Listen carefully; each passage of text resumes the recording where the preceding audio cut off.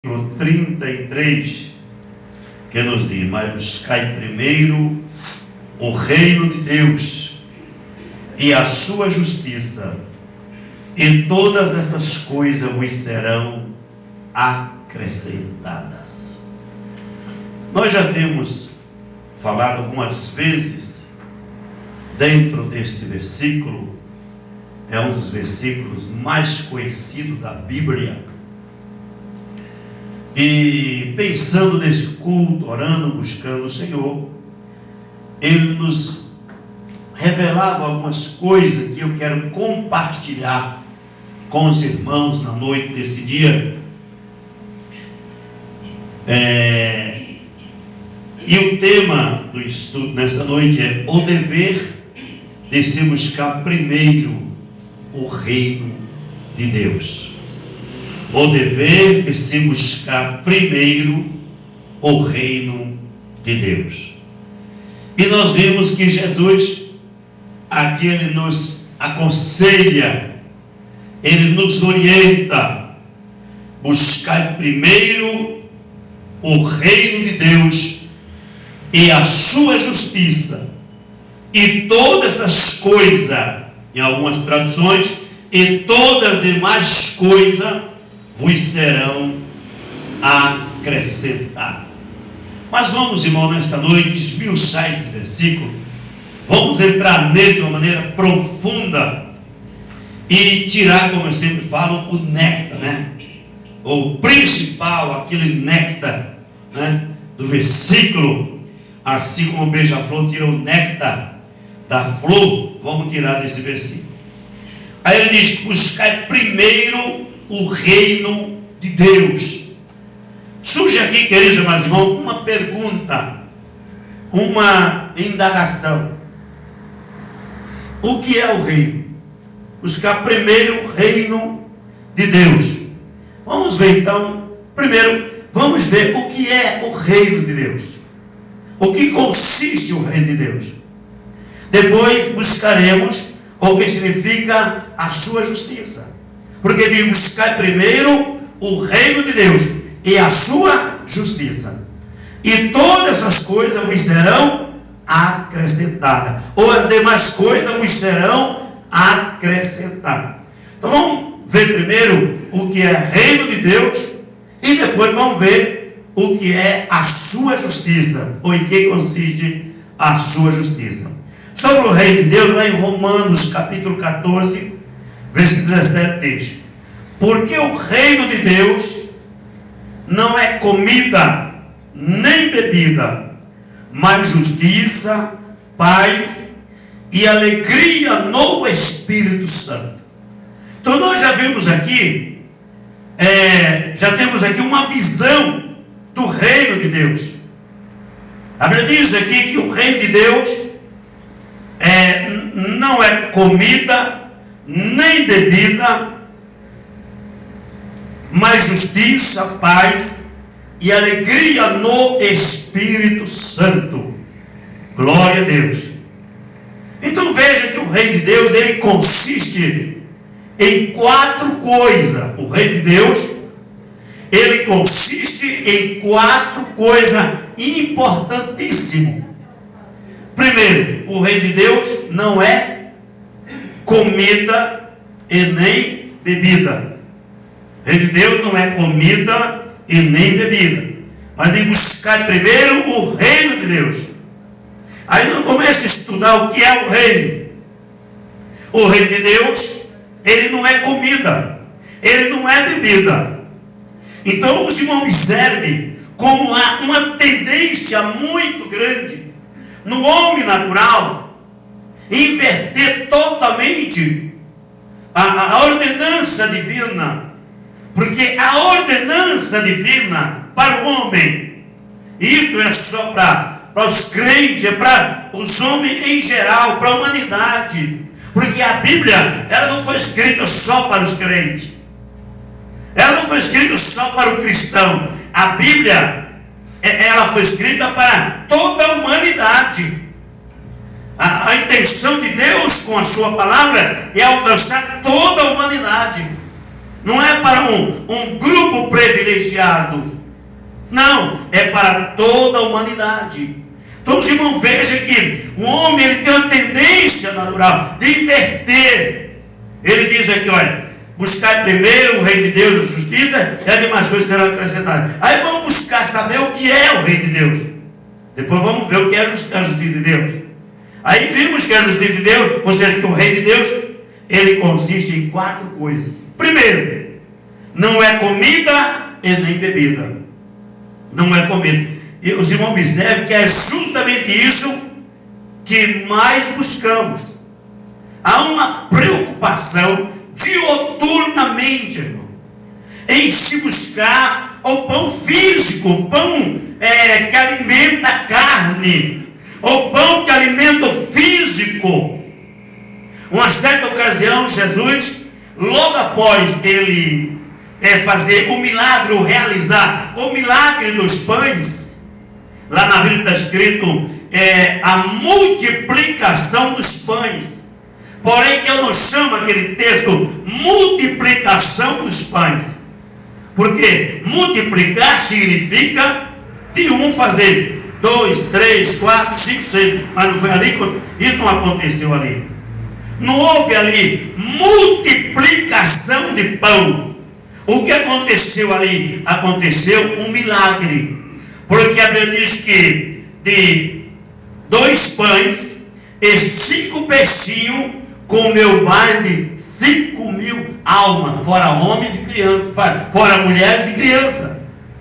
Então os irmãos vejam que do mesmo pão, comeu mais de 5.000 pessoas, fora mulheres e crianças. Então não houve multiplicação. Se é do mesmo pão, o que aconteceu ali? Milagre. Milagre. Então os irmãos vejam que após Jesus realizar o milagre dos pães e o milagre do peixe, você vai encontrar depois que Jesus se ausenta daquele lugar. E o discípulo e mais uma grande multidão, eles vão em busca de Jesus. E quando eles encontram Jesus, eles perguntam: mestre, como chegaste? Quando chegaste aqui? Jesus diz: me buscai, não porque viste os sinais, mas porque comeste do pão e saciaste a vossa fome. Trabalhai, não pela comida que perece, mas pela comida que permanece para a vida eterna, e esse o Pai deu e o selou. Então os irmãos, veja que a preocupação de Deus para conosco não é o esmerilhar-se só em busca do pão material, só em busca do pão físico, mas que o homem ele tenha uma preocupação também em buscar o pão espiritual, ou seja, principalmente o pão espiritual. Por isso ele diz: buscar primeiro o reino de Deus e a sua justiça, e as demais coisas vos serão acrescentadas. Então nós já vimos primeiramente que o reino de Deus, já que nós dividimos isso em 4 partes, o reino de Deus é o quê? Primeiro, não é comida e nem é bebida. E é justamente isso que os homens mais buscam: comida, bebida. Se possível, trabalha 24 horas com esse objetivo, em busca da comida, em busca da bebida. Por que que hoje ainda vemos algumas cadeiras vazias? Por quê? É justamente porque não há aquela preocupação para se buscar primeiro o reino de Deus, sabendo que as demais coisas serão acrescentadas. Então vimos que, em primeiro lugar, o reino de Deus não é comida nem bebida. Em segundo lugar, o reino de Deus, ele é justiça. O reino de Deus, ele é justiça. Aí, então, o que é a justiça de Deus? Se o reino de Deus é justiça, não é comida, não é bebida. Mas o que é o reino de Deus? Primeiramente diz que é justiça. Aí o que é a justiça de Deus? Em que consiste a justiça de Deus? O que significa a justiça de Deus? Resposta: a justiça de Deus é Cristo. Nós vamos ler, vamos lá em Romanos, capítulo 2, versículo 21. E você vai ver que a justiça de Deus é Jesus Cristo. Olha aqui, por isso eu digo, buscar primeiro o reino de Deus e a sua justiça. E eu meditando, estudando, para me aprofundar e buscar o que é a justiça de Deus, em que consiste a justiça de Deus. Aí eu pude ver em Romanos 2,21, que a justiça de Deus é Cristo, é Jesus Cristo. Veja bem, Romanos 2,21. Não aniquilo a graça de Deus, porque essa justiça provém da lei, segue-se que Cristo morreu de balde, ou seja, à toa. Vamos ler de novo o versículo. Não aniquilo a graça de Deus, porque essa justiça provém da lei, segue-se que Cristo morreu de balde, ou seja, à toa. Para de balde significa à toa, desnecessário. Se a justiça ela provém da lei, então Jesus morreu à toa. Ele morreu de balde e morreu sem necessidade. E aí passamos a entender que a justiça de Deus é Jesus Cristo. Ele é a justiça de Deus. Porque lá no Salmo está escrito que o mundo inteiro estava perdido, estava injustificado diante de Deus. O mundo inteiro estava realmente... Deus olhou do céu à terra e não encontrou um justo sequer. Todos se extraviaram, todos se fizeram inútil. Aí o que acontece? Ele manda o seu filho para que através do seu filho executasse na terra a justiça de Deus. Então automaticamente a justiça de Deus é Jesus Cristo. Aí quando ele buscar primeiro o reino de Deus e a sua justiça, entendemos que não é comida, o reino de Deus, não é bebida, e a justiça em primeiro lugar é Jesus Cristo. Mas vamos prosseguir aqui. O reino de Deus é paz. O reino de Deus é paz. Então em que consiste essa paz? O reino de Deus é paz. Em que consiste essa paz? Essa paz é um estado em qualquer circunstância da vida, vinda da justiça de Deus, que é Cristo. Eu vou ler para os irmãos entender. O reino de Deus é paz. Então em que consiste essa paz? Essa paz é um estado em qualquer circunstância da vida, vinda da justiça de Deus, que é Cristo. E ele mesmo disse isso. Está vendo? O reino de Deus não é comida, não é bebida, é justiça. E quem é a justiça? É Cristo. E o reino de Deus é o quê? É justiça, paz e alegria do Espírito Santo. Então não é comida, não é bebida, mas é justiça, é paz e alegria do Espírito Santo. Aí então, o reino de Deus é paz. Então em que consiste a paz? Esta paz é um estado. Não sabe que paz é um estado. E é um estado em qualquer circunstância da vida. Ou seja, quando eu tenho essa paz proveniente de Cristo, que é a justiça de Deus, independente da circunstância que me ladeia, que me ladeia, essa paz nada pode tirar. Se você é um cristão, diz que tem um Espírito Santo, diz que serve a Cristo, mas no primeiro investido de mim, na primeira notícia de crise, de dificuldade, de luta, você treme nas bases. Então, essa paz que você tem, ela não é uma paz proveniente da justiça de Deus, que é Cristo. Repito e vou ler de novo. O reino de Deus é paz. Então em que consiste essa paz? Esta paz é um estado em qualquer circunstância da vida, vinda em qualquer circunstância da vida, vinda, aleluia, da justiça de Deus, que é Cristo. E ele mesmo disse isso. Vamos observar João capítulo 14, versículo 27. Eu vos dou a paz, não vou lá dou como o mundo a dá. Bem, eu vos dou a paz. E a continuação diz: não se turbe, não se atemorize. Então veja bem, eu vos dou a paz.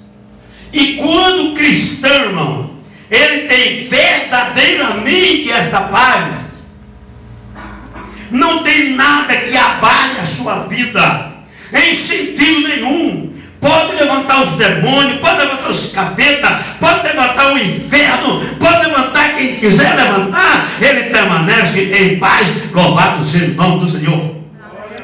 Nada consegue atingir o crente que tem essa paz, porque ela é uma paz proveniente de Cristo, que é a justiça de Deus.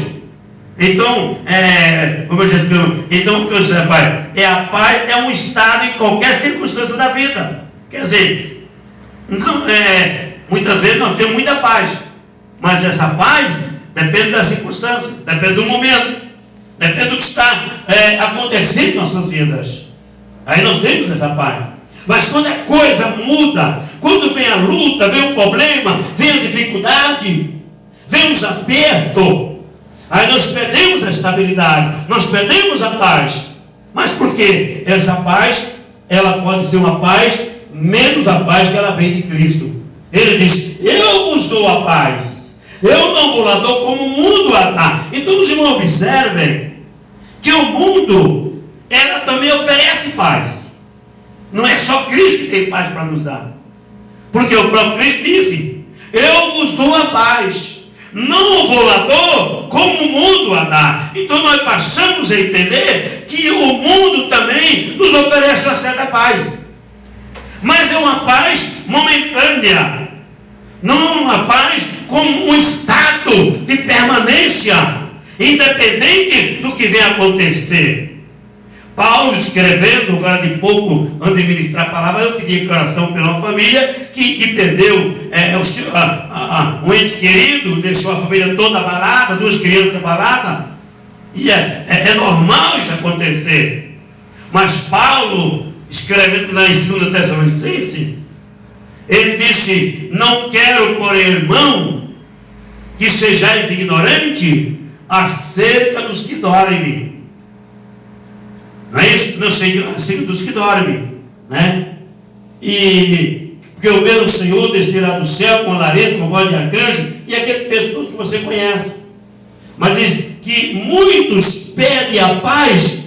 Quantas vezes você vai em velório, no cemitério, e vê aquela pessoa desesperada? Eu sei que já falei no começo aqui, dando os avisos, que a partida de um ente querido dói. Eu mencionava o caso daquelas 2 crianças. Dói, velho, é difícil.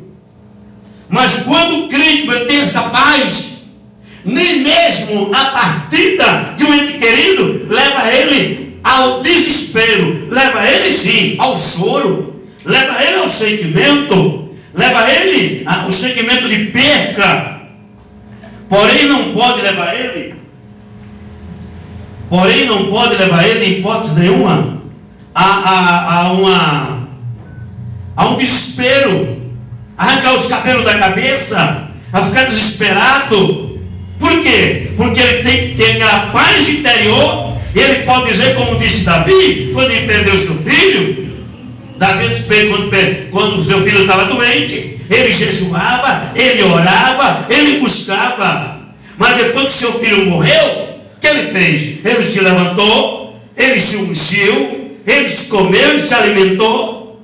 E alguém criticou Davi e disse: olha, quando teu filho estava doente, você orava, você jejuava, e agora que ele está morto, você come e você bebe. O que Davi disse? Olha, eu vou a ele, porém ele não virá a mim. Essa é a visão do crente que tem paz em qualquer circunstância. E por que um estudo desse como esse? Porque, irmãos queridos, os dias que hão de vir serão terríveis, e só vai sobreviver aqueles que estiverem abalizados na palavra de Deus. Se não tiver firmado na palavra, não vai aguentar o que há de vir sobre este mundo. Jesus deixou isso nos avisado. Quando essas coisas começarem a acontecer, olhai para o alto, que a vossa redenção está próxima. Estamos vendo os acontecimentos mundiais, estamos vendo os governos que não se encontram, estamos vendo agora a Grécia, a beira de uma falência total, e você acha que aquilo vai ficar só na Grécia? Não, meu irmão, aquilo vai invadir o mundo inteiro. Para quê? Para a vida do anticristo, que é o homem que vai resolver todos os problemas, político, religioso e em todo sentido que você imaginar.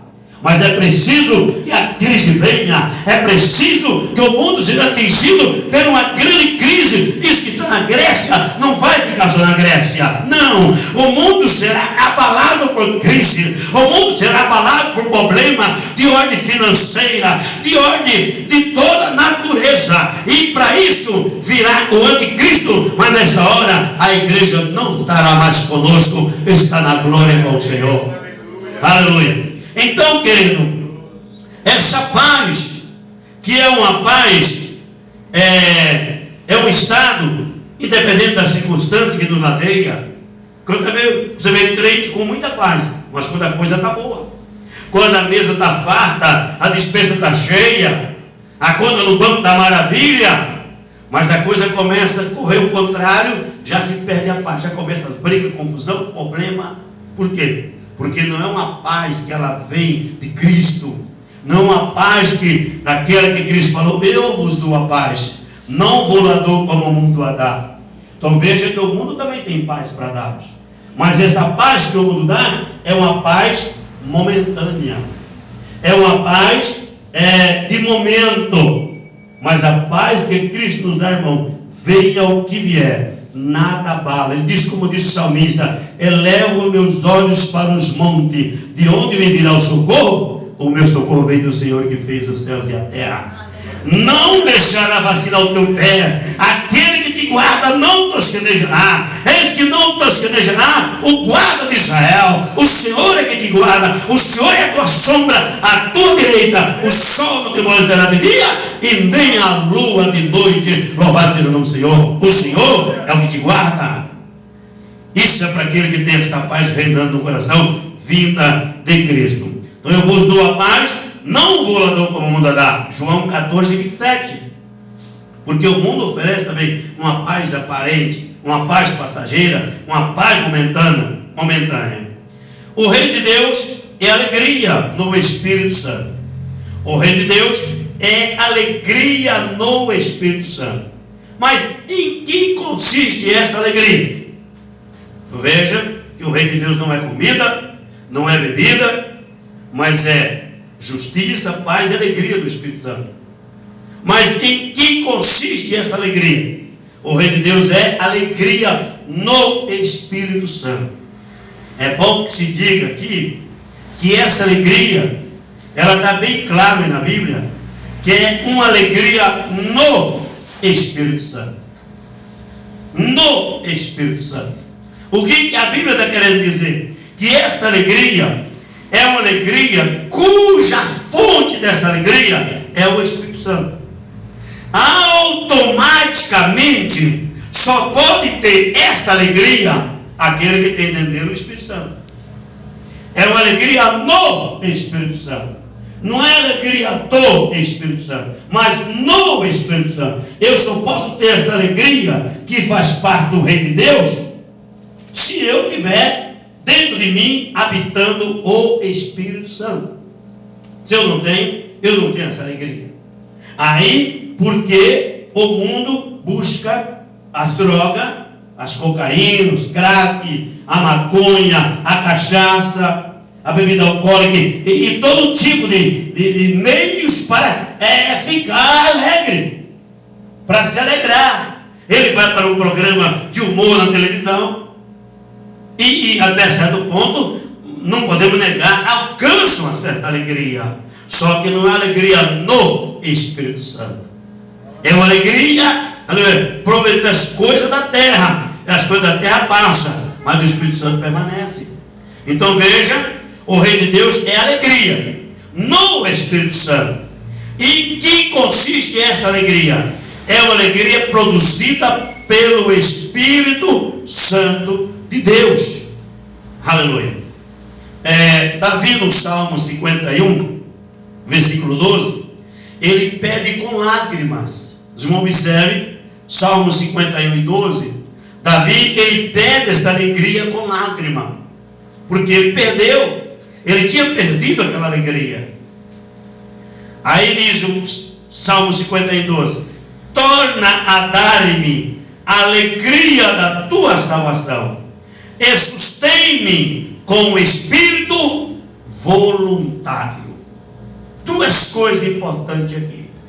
Primeiro, Davi, ele, após ter cometido dois graves pecados, que foi um pecado de adultério e um pecado de homicida, ele perdeu a alegria da salvação. Ele perdeu aquela alegria. Aí ele pede: torna a dar-me a alegria da tua salvação. Porque, irmãos, o crente sem essa alegria da salvação, eu vou falar mais daqui a pouco sobre isso, né? Ele não tem motivação. O que nos incentiva a servir a Deus, o que nos leva a fazer a obra do Senhor, não é saber que eu, sendo crente, daqui mais 2 anos eu vou estar aí com uma casa própria, eu vou estar com um carro zero. Tudo isso faz parte do campo que aquele homem achou o tesouro. Faz parte daquele campo que o homem achou o tesouro. Mas isso aí não é o principal objetivo. A alegria do crente é saber que um dia ele vai morar no céu. Essa deve ser a alegria do crente. Não é para ter carro próprio, não é para ter casa própria, não é para morar em um condomínio fechado, nada disso. Cristo mesmo disse. Ele comissionou os discípulos a saírem, a curar os enfermos, expulsar os demônios, libertar os oprimidos. Ele disse: de graça receber, de graça dai. E eles foram. Mas depois eles voltaram felizes, alegres, contentes. E o que eles dizem para Jesus? Senhor, em teu nome até os demônios nos sujeita. O que é que Jesus Cristo disse? Não vos alegrai. Olha a alegria aí. Não vos alegrai por isto, alegrai-vos antes, porque o vosso nome está escrito no livro da vida. Então, queridos irmãos, a maior alegria do crente é saber que o nome dele está escrito no livro da vida. Aleluia. Então, Davi, ele pede essa alegria. Ele busca com lágrimas: torna a dar-me a alegria da tua salvação, e sustém-me com o espírito voluntário. Aqui, irmão, eu descobri uma verdadeira riqueza. Eu descobri uma coisa muito gloriosa. Olha aqui: e sustém-me. Para sustento significa me sustenta, me segura, me sustenta. Aleluia. Com o espírito voluntário. Você está vendo que está muito ligado servir a Deus, fazer a obra do Senhor com alegria e um espírito voluntário. Uma coisa não pode se alienar da outra, não pode se separar da outra. Não tem como. Veja bem: torna a dar-me a alegria da tua salvação, e sustém-me com o espírito voluntário. Essas duas coisas, a alegria da salvação e o espírito voluntário, não tem como alienar, não tem como separar, tem que andar junto. Se faltar uma delas, não faremos a obra do Senhor como devemos fazer. Por quê? Veja, porque ele pede o espírito voluntário, porque esta alegria da salvação, produzida pelo Espírito Santo, que nos impulsiona a fazer a obra de Deus com voluntariedade. Veja bem: torna a dar-me a alegria da tua salvação, e sustém-me com o espírito voluntário. Agora veja bem, por que ele pede o espírito voluntário? Porque é esta alegria da salvação, produzida pelo Espírito Santo, que nos impulsiona a fazer a obra de Deus voluntariamente. Quer dizer, o crente, irmão, ele só é capaz de sair daqui amanhã, uma noite fria, gelada, para ir lá em Carapicuíba, onde o ambiente também é muito frio, para o lugar do culto, se ele tiver essa alegria da salvação na vida e tiver um espírito voluntário. Se não tiver, não vai. Não vai. Porque essas duas coisas é que nos impulsiona a fazer a obra do Senhor. Por que nós estamos aqui muitas vezes para levar a palavra de Deus para um grupo pequeno lá no sul de Minas? Que o sul de Minas é difícil mesmo, eu conheço aquela região, morei 15 anos naquela região, sei o que é sul de Minas. Para levar a palavra de uma minoria, mas uma minoria carente, uma minoria necessitada, o que nos impulsiona, às vezes, até sem muitas condições, mas nós vamos lá fazer a obra do Senhor. Isso, meus irmãos, é impulsionado pela alegria da salvação e, em segundo lugar, um espírito voluntário. Porque se você não tiver espírito voluntário, você não faz nada para Jesus. Só através de uma voluntariedade produzida pela alegria da salvação é que você consegue fazer a obra do Senhor. É por isso que temos crentes que não faz nada, absolutamente nada, são inertes na obra do Senhor, não produz nada, não vai para lugar nenhum, não evangeliza, não visita, não vai nos cultos, além do culto normal da igreja, não faz nada. Por quê? Porque não tem a alegria da salvação e não tem o espírito voluntário. Mas quando eu tenho o espírito voluntário, eu tenho prazer em fazer a obra do Senhor. Glória a Deus. Glória a Deus. Então ele diz: torna a dar-me a alegria da tua salvação e sustém-me com o espírito voluntário. Essas duas coisas, ela funciona como um combustível. Ela funciona como energético espiritual para fazer a obra do Senhor. Por que você faz a obra do Senhor? Porque ganha dinheiro, que quer ficar rico, que quer uma casa dentro de um condomínio? Não, é porque eu tenho a alegria da salvação e o Senhor está me sustentando com o espírito voluntário. É a voluntariedade, querido. Isso deve haver no crente, voluntariedade. Eu lembro-me ainda, novinho convertido, já falei isso aqui algumas vezes, não custa repetir. Servi a Deus a minha vida, entreguei junto com a minha esposa na igreja do Evangelho Quadrangular. Fui batizado pelo pastor Orito, já em memória. Passamos 3 meses apenas na igreja do Evangelho Quadrangular. E dali fomos para a Assembleia, porque Deus nos chamou para a Assembleia. Mas como novinho convertido, para a glória do nome de Cristo, eu falo isso, não para me gloriar, e para servir de testemunho. Como novinho convertido, eu dirigi um culto matutino no Jardim dos Camargos, lá em Barueri, Jardim dos Camargos, dirigi um culto matutino das 5 às 6 da manhã, das 5 às 7 da manhã no culto matutino, das 5 às 7 da manhã, todo domingo. Saía do culto matutino, ia em casa, pegava o meu filho Alan, descia para o centro de Barueri, e ali dirigia um culto ao ar livre. Por muitas vezes, eu estive pregando um culto ali no centro de Barueri, e cansei de ver o padre Danilo, com os olhos arregalados, ouvindo dessa boca a palavra de Deus. Se ele se converteu, não sei, não sei, mas uma coisa eu sei, padre Danilo de Barueri, muito conhecido, creio que o Rosandino conheceu muito o padre Danilo. Ele ouviu da minha boca o Evangelho de Cristo. Ele ouviu meu filho Alan na praça cantando louvores a Deus. Saía do culto matutino, saía do culto ao ar livre, ia para a sede em Barueri. E na sede em Barueri, eu digo isso para a glória de Jesus, não para me gloriar e que sirva de testemunho. Saía do culto ao ar livre de manhã, ali no centro de Barueri, eu ia para a sede, onde eu era o segundo professor da classe de adolescente, colocado pelo pastor Sebastião Davi dos Reis, hoje em memória. Dirigia, era o segundo professor da escola dominical de adolescente, como novinho convertido. Saía da sede, chegava em casa quando estava jejuando, almoçava, e à tarde lecionava como novo convertido uma classe de 100 horas no Jardim dos Camargos, domingo à tarde, escola dominical. À noite, depois da escola dominical, à tarde no Camargo, ia para um ponto do Camargo, juntava um grupo de irmãos, ia evangelizar e realizar ar livre em um dos pontos do Camargo. Saía dali, ia para casa, me preparava, porque no domingo à noite eu era porteiro no Camargo.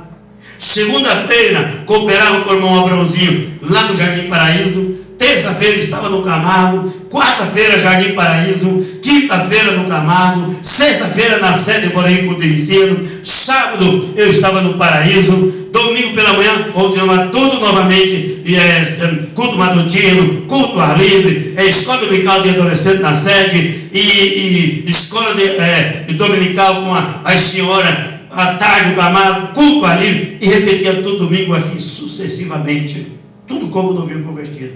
Trabalhava na concessionária da Covesa, ali hoje é o Cebulão ali, marcava o cartão 6 e 6, porém, todas as noites, falo isso para a glória do nome de Cristo, ele sabe, todas as noites eu estava na igreja louvando e glorificando ao Senhor.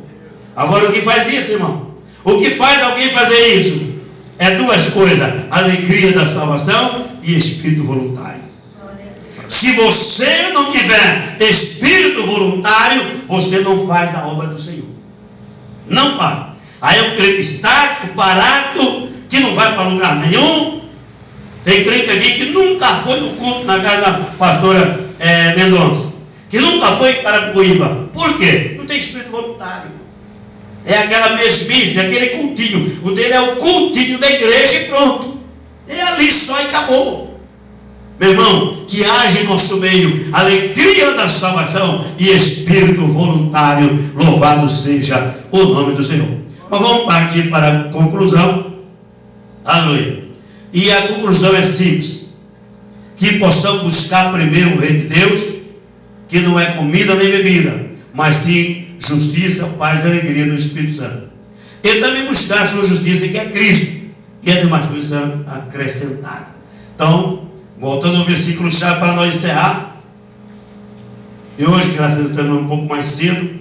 Eu costumo dizer que é pouco vaso, pouco azeite, muito vaso, muito azeite. Mas Deus já sabia disso tudo, nos deu uma palavra simples, na verdade, de uma simplicidade muito grande, porém importante, e de uma maneira um tanto curta.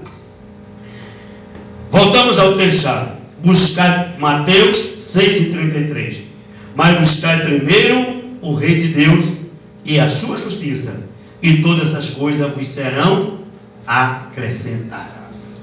Então, meus irmãos, já aprendemos hoje o que é o reino de Deus. Já aprendemos o que é a sua justiça. O reino de Deus não é comida, não é bebida, mas é justiça, paz e alegria do Espírito Santo. É isso que consiste o reino de Deus. É justiça, paz e alegria do Espírito Santo. Mas o que é justiça? Ele diz buscar primeiro o reino de Deus e a sua justiça. Veja que a justiça é de Deus, a sua justiça. E aprendemos hoje que a justiça de Deus é quem? É Cristo. É por isso, irmão, é o Salmo 14, agora me vem a memória. Salmo 14 que está escrito que Deus olhou do céu à terra, não encontrou um justo sequer. Todos se extraviaram, todos se fizeram inútil. Eu sou justo. Você não é justo. Aqui não tem ninguém justo. Mas pastor, se não for justo, não vai entrar no reino de Deus. O próprio Cristo diz: se a vossa justiça não exceder dos escribas e fariseus, de maneira nenhuma entrar no reino do céu. É verdade. Ele disse: se a sua justiça não exceder. Porque eu não sou justo, você não é justo, nós não somos justos. Mas o que acontece? E quem é a justiça de Deus? A justiça de Deus é Cristo.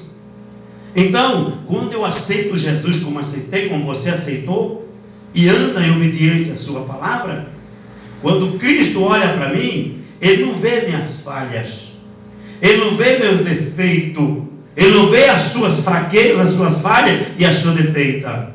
O seu defeito, perdão. O que a Bíblia diz? Quem está em Cristo, nova criatura é. As coisas velhas se passaram e eis que tudo se fez novo. Então, quando Deus olha para mim, que aceito Jesus, que anda em obediência à sua palavra, Ele não vê os meus erros, minhas falhas. Ele vê em mim Cristo, que é Ele que nos justifica. É Jesus, é a nossa fé em Jesus. Aleluia. Quando lá no Egito, o povo colocou nos umbrais das portas o sangue do cordeiro, porque o anjo ia passar meia-noite e ia matar, né, todos os primogênitos ali do Egito. Mas onde ele visse a marca do sangue, ele não mataria aquela casa que tivesse o primogênito e o sangue tivesse nos umbrais das portas, ele não mataria o primogênito. Agora, por que o anjo não mataria? Porque nos umbrais da porta estava a marca do sangue de uma ovelha. Então Deus, quando olha para mim, meu irmão, Deus, quando olha para você, Ele não vê seus erros, suas falhas, seus defeitos. Porque nós estamos em Cristo. Então Ele vê o sangue de Jesus sobre as nossas vidas. Ah, pastor, então eu posso andar errado, eu posso fazer o que quiser, fazer tudo quanto é coisa errada, porque Deus não vê meu defeito, não vê minhas falhas. Não. Se nós estamos em Cristo, nova criatura somos. As coisas velhas se passaram, eis que tudo se fez novo. Como que nós podemos agora voltar, como disse Paulo aos Gálatas, né, ao pecado, se nós estamos em Cristo? Se nós estamos em Cristo, nova criatura somos. Então Deus, quando olha para mim, Ele vê a marca de Cristo na minha vida. Ele vê o sangue de Jesus me cobrindo, porque eu ando em obediência à sua palavra. Eu ando embaixo da proteção da sua palavra. Nós andamos embaixo da proteção da sua palavra. Então, é Ele, Jesus Cristo, Ele é quem nos justifica. Ele é quem nos justifica diante de Deus. Amém? Por isso Paulo escreveu no Romano, ele diz, capítulo 8, versículo 2: porém agora, nenhuma condenação há para aqueles que estão em Cristo Jesus, vírgula, que não anda segundo a carne, mas segundo o Espírito. Porque o Espírito de vida em Cristo Jesus nos livrou do pecado, da morte, do pecado, do juízo e da morte. Então, irmão, andamos em Cristo, servimos a Cristo com voluntariedade e, acima de tudo, buscamos primeiro o Reino de Deus e a sua justiça. E se assim fizermos, todas as coisas serão acrescentadas. É o contrário do homem, que corre 24 horas, não tem tempo para cultuar, não tem tempo para adorar, porque um dos grandes propósitos de Deus na criação do homem, Deus criou o homem com um único objetivo. Você sabe que Deus não criou o homem sequer para trabalhar. Não. O trabalho, ou seja, o homem ia logicamente trabalhar. Só que não haveria suor no rosto. Não haveria canseira. Não haveria o enfado. Veja que a canseira, o enfado e o suor, ele veio pós do pecado. Ele diz, do suor do teu rosto, né, comerás o teu pão.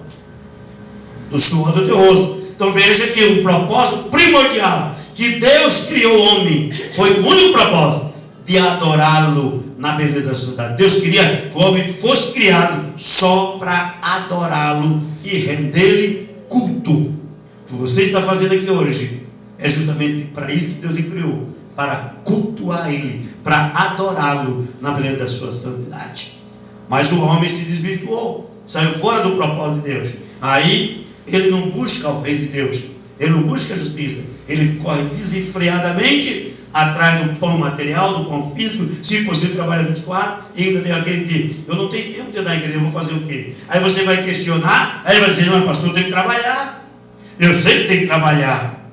Todos nós temos que trabalhar para ganhar o pão, mas devemos trabalhar com sabedoria, sabendo que temos que reservar aquele momento para estar cultuando a Deus. Por isso ele diz, buscar primeiro o reino de Deus e a sua justiça. E se nós fizer assim, fazer assim como pastor, se eu buscar primeiro o reino de Deus, e eu já expliquei durante o estudo todo o que é reino de Deus, o que é a justiça de Deus.